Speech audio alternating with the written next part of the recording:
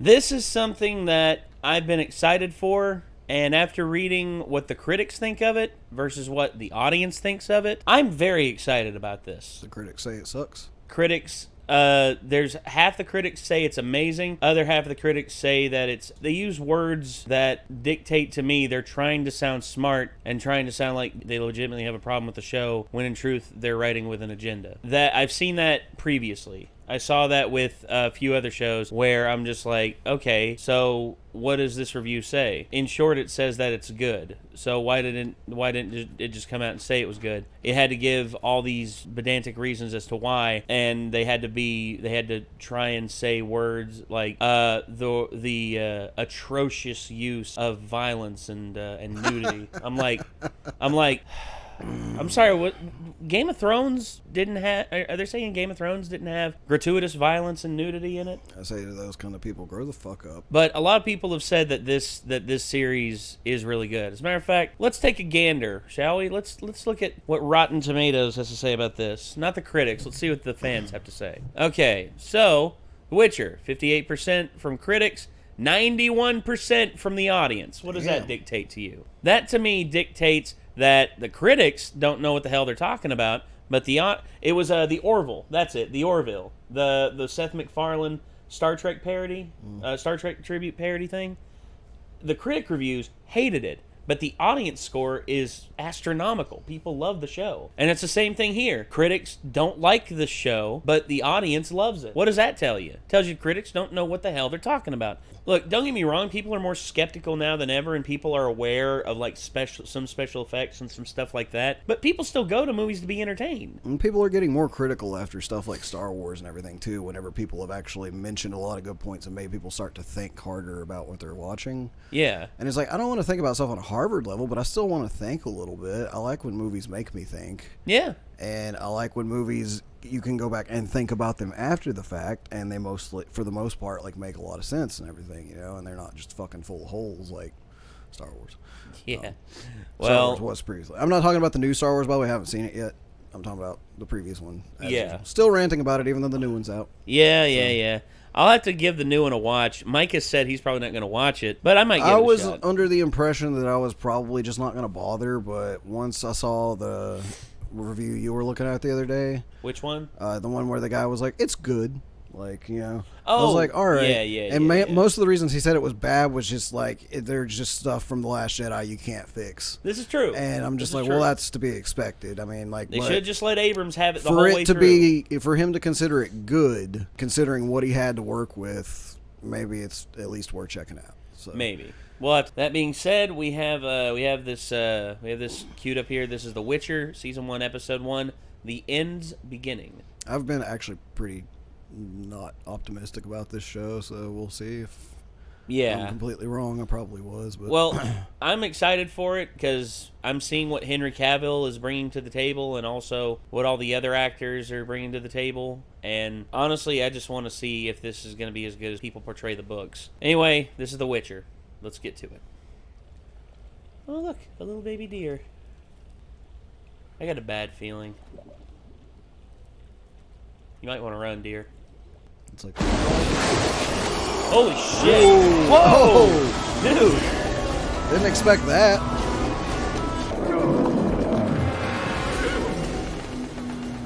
Roach, don't go anywhere.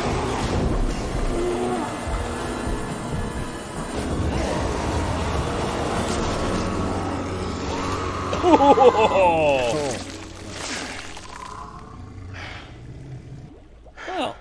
Well, his face effects, facial makeup and stuff. Oh yeah, the facial makeup. The monster looked a little bit weird at times. It was CG, yeah.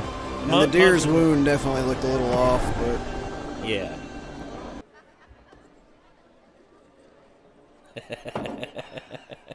Nice. She can put it away. It's a good sign. Werewolf? She-wolf? It's crazy that horse has survived through all the shit that he does. They've killed the rest. Where are you from, Geralt? Rivera. I don't know where that is, but I could learn if you let me. No. Because I'm... A barrier. Of course. Hello. It is. What is this, like the Garden of Eden? Oh, wait. Greetings. Oh. I'm Streckleball. Master Streckleball. Destiny has many faces, Witcher. Mine, for example, is beautiful on the outside, but hideous on the inside. Until she reappeared, robbing and murdering merchants on the roads of Markham, impaled them on sticks at first, but soon she picked up sword skills. And now no man can defy her, said. You're not a man. You're a magician. She's resistant to magic. Kill her. I'll pay you anything. I kill the monsters. A Kikimora kills because it's hungry. Renfrey kills for pleasure. She is a monster. She is the last of Lilith's women. And she possesses the power to destroy us all. You won your first battle in Hotchpotz when you were my age. I've heard the ballad. Pretty ballads hang past the truth. It's true. 3,000 of my men died. Would you honor me with the dance? Oh. Martin. She'd love to. Huh. Mama's pretty much just like, get your ass out there and dance.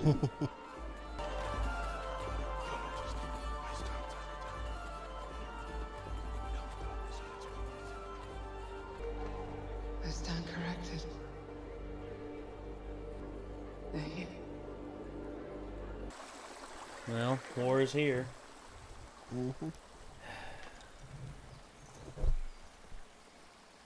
There's a war coming, Ned. That line there did sound a crap ton like the girl in Streckleball games. asked you to kill me too. Oh, you can leave Blaviken and finally live. Well, at least he's giving her a choice. You choose, princess. Oh. Oh, that's a lot of people.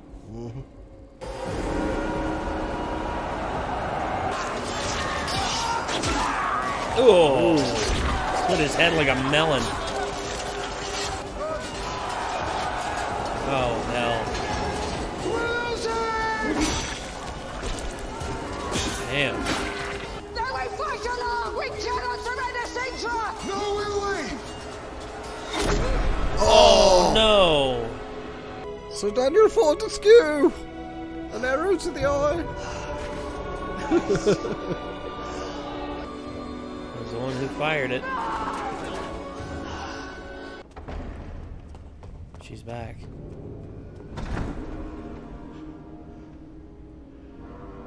Oh no.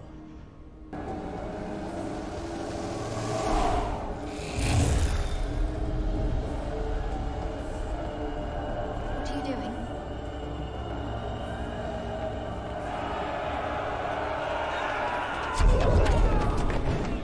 Ah. A protection How long spell. will it hold? As long as I hold. That's all it's gonna take is somebody with an arrow to shoot him.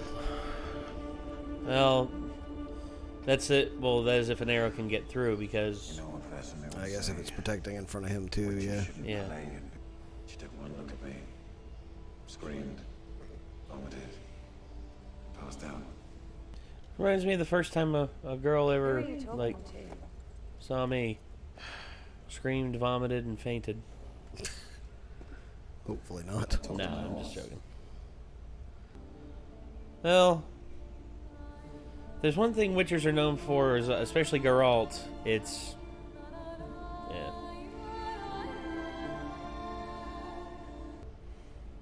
In the face of the inevitable, Cyrilla, good leaders should always choose mercy. You are destined for I can't do this without you. We must go, Your Highness.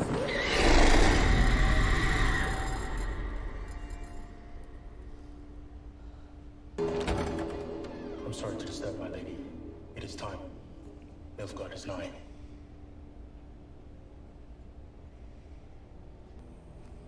It is time.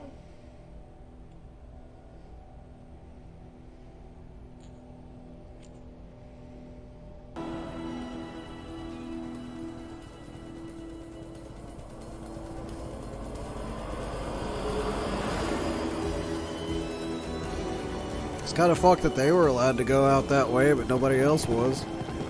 Everybody else is just like, good luck, fuckers. Kill yourselves with these potions. Princess, come.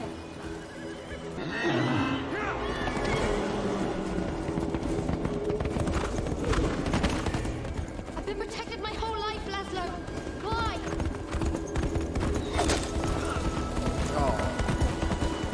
Shit.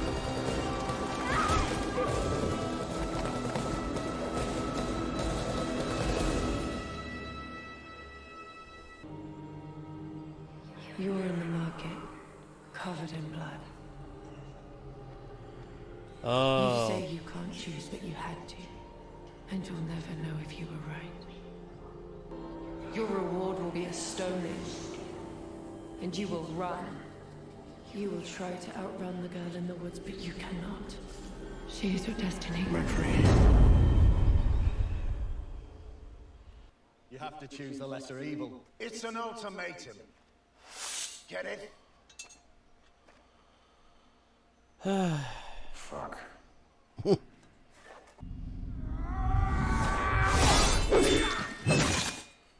Oh, yes. There you go.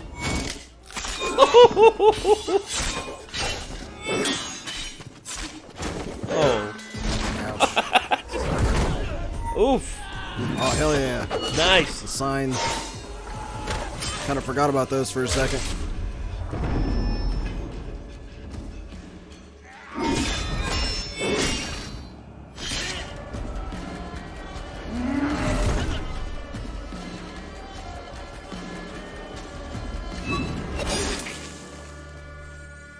I would say that's excessive, but honestly, that dude was a dick. If we cross swords, I won't be able to stop.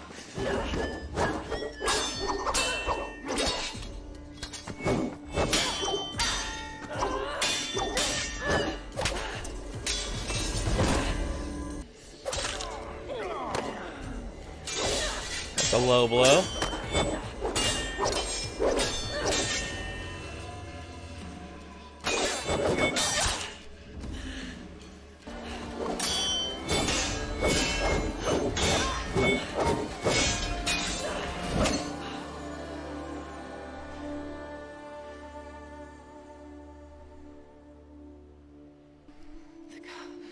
In the woods will be with you always.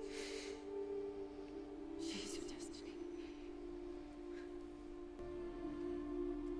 Says she stated in his dream. You'll be in the square, covered in blood. Your punishment will be a stoning. That's why he's called the Butcher of Blaviken, I guess. Yep.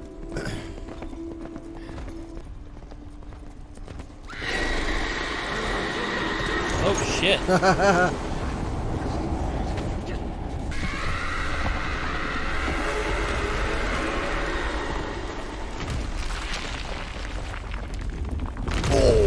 Oh, I thought he was barely. about to get crush squished, him. yeah. I was like, oh shit. Oh, he was about to go splat. Oh shit. Literally split the land in two. Damn. you took the law into your own hands. Okay. Way to turn it against him. Well, Not bad. not bad. That fight scene, dude. That was sick. Yeah, the choreography was top notch. Holy Yeah. hell. I like the way he uses his sword in this because it's a lot faster than anything you've seen in the games, you know? Oh yeah, well, here they wanted to make the I think here they want to make the combat flashy yet logical. Whereas in the game, you know, they got to follow a base set of rules of sword combat. Whereas here, I think they're just having fun. Pretty much. But yeah, it looks very cool, actually. Yeah. Yeah, it's pretty cool that I got to find out something like that I've always heard when I've seen Witcher stuff, which is the Butcher of Blaviken title. You finally find out here how he got that I title. always wondered what that was about. Yeah, So, he butchered a whole plethora of guys and killed their leader, a woman. And when I saw the name Blaviken in the description, I was kind of wondering if that might be something that we were going to see or not. Yeah, and honestly, I'm very happy with how this turned out. I mean, it surprised me actually how like the quality of it. Mm-hmm. I'll say this. The writing so far, from what I can tell, suffers a small bit of telling and not showing. Because here's one reason why we were able to identify the places in Game of Thrones so well, is because we're shown these places and then we're giving experiences in them. You see, it's just like whenever we first get introduced to Winterfell. We go through Winterfell, we see people interacting in Winterfell, and then we see the main characters set within Winterfell, the Starks. Here, they're telling a lot, but not showing a lot. And I'm not sure if that's suffering because of budget constraints or, I don't know, because for narrative flow, I don't know. But if they would have shown the cities, because that's the thing. We got a little bit from when Ciri was on the streets in her kingdom, but outside of that, we didn't really get the city. We got kind of a halfway decent view from the tower. But... Yeah, that's really it. But as for Blaviken, I felt that was actually pretty fleshed out because we met Miralka, we went into the tavern, and we got pretty much cursed for being a witcher, and that's. I got to see the Mage Tower. Yes. So basically, it just seems like a small town type place. And we also got introduced to Geralt and, of course, Ciri. But Yennefer was not in this. Not yet.